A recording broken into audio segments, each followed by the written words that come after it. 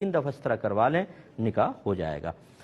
ایک انہوں نے کہا کہ میں نے اپنی تائی کا دودھ پیا ہے، اب میں ان کی بیٹی سے نکاح کرنا چاہتا ہوں تو کر سکتا ہوں یا نہیں؟ اور انہوں نے لکھا ہے کہ یہ میری زندگی کا سوال ہے، ہو سکتا ہے انڈرسٹینڈنگ ہو کوئی۔ تو بہرحال دیکھیں، مسئلہ یہ ہے، پہلے ایک بات سمجھ لیجئے کہ کوئی بھی عورت اپنے بچے کو، چاہے لڑکا ہو چاہے لڑکی، 2 سال تک دودھ پلا سکتی ہے، اس کے بعد ایک گھونٹ بھی پلانا حرام ہے۔ لیکن یہ جو رضاعی والدہ ہوتی ہے، رضاعت ثابت ہوتی ہے، دودھ پلانے کی وجہ سے جو رشتے قائم ہوتے ہیں، اس کی مدت ہے 2.5 سال۔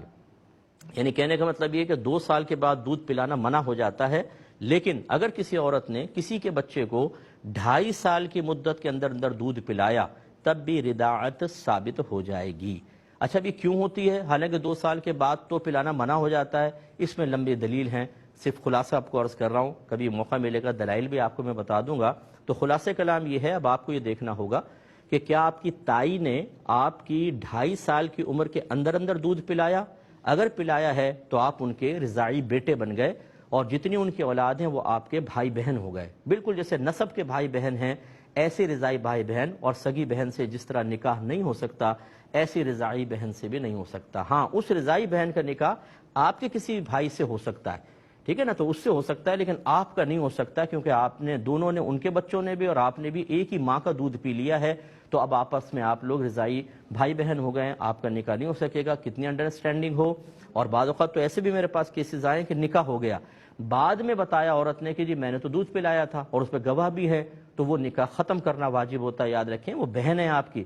یہاں تک میرے پاس کیس آیا، آپ کو حیرت ہوگی، میں اسی لیے کہتا ہوں علم سیکھا کریں۔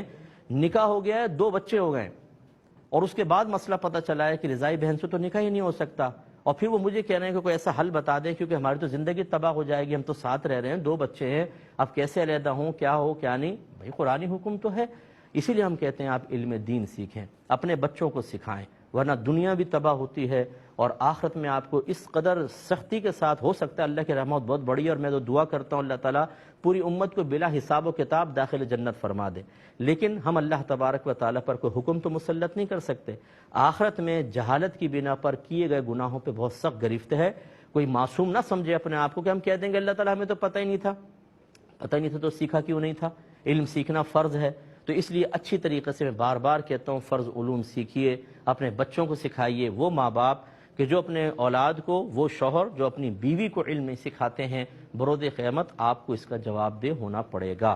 کلکم راعین وکلکم مسئول عن رعیتہ، تم میں سے ہر شخص نگہبان ہے، تم سے تمہاری رعایا کے بارے میں، ماتحت لوگوں کے بارے میں بروز قیامت سوال کیا جائے گا، اس لیے ہوشیار رہیے۔